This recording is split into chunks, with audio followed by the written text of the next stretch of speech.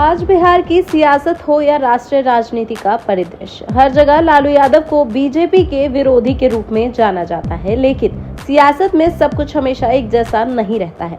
आज जो दल का नेता दोस्त है, वो कभी आने वाले समय विरोधी खेमे में दिख सकते हैं।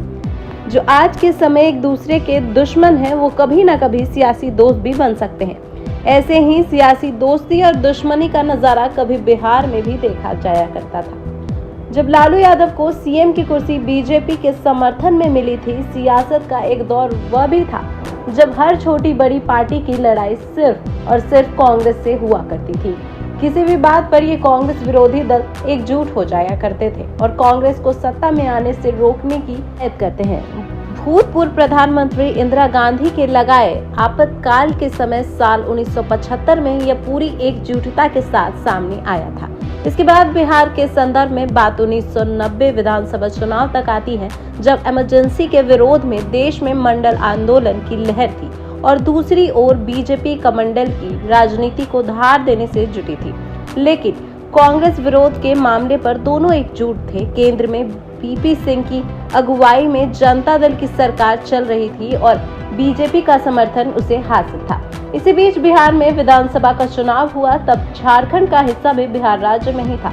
आपको बता दें, 324 संसदीय विधानसभा में सत्तारूढ़ कांग्रेस को सिर्फ 71 सीटें मिली थी। बहुमत के लिए कम से कम 163 के समर्थन की जरूरत थी। जनता दल को 122 सीटें मिली, लेकिन बहुमत के लिए उसे और सीटों की जरूरत थी।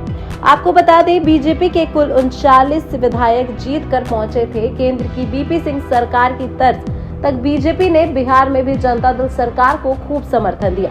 जनता दल में चली खींचतान के बीच पार्टी के अंदर हुई वोटिंग में पूर्व मुख्यमंत्री राम सुंदर दास को हराकर लालू यादव को नेता चुना गया। 10 मार्च 1990 को लालू यादव पहली बार बिहार के सीएम की कुर्सी पर बैठे। इसी के साथ लालू ने बिहार में कांग्रेस पार्टी के शासन का खात्मा कर दिया। हालांकि लालू के साथ बीजेपी का ये साथ लंबा नहीं चल सका। जल्द ही कांग्रेस विरोध की ये दोस्ती मंडल बनाम कमंडल की राजनीति का शिकार हो गई। सोमनाथ से अयोध्या के लिए निकले लाल कृष्ण आडवाणी की रथ यात्रा ने 23 सितंबर 1990 को समस्तीपुर में रुकवा दिया और आडवाणी को गिरफ्तार करा दिया। तो इस कदम के बाद बीजेपी ने केंद्र की वीपी सिंह सरकार और बिहार के लालू यादव की सरकार से अपना समर्थन वापस ले लिया।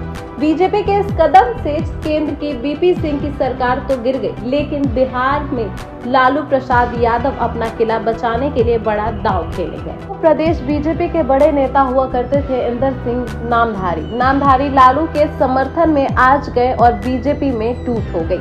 नामधारी का गुट लालू प्रसाद यादव के समर्थन में आया और इस तरह लालू ने अपनी कुर्सी बचा ली। यही से लालू ने अपनी सियासत का नया दांव खेला। खुद की राजनीति को लालू ने अपना मुख्य हथियार बनाया। लालू यादव ने पिछड़े और मुस्लिम वोटों को मिलाकर मुस्लिम यादव समीकरण का रचा और उसी के बल पर बिहार में 15 साल तक राज किया और अब उनकी राजनीतिक विरासत को उनके बेटे तेजस्वी यादव और तेज प्रताप यादव संभाल रहे हैं।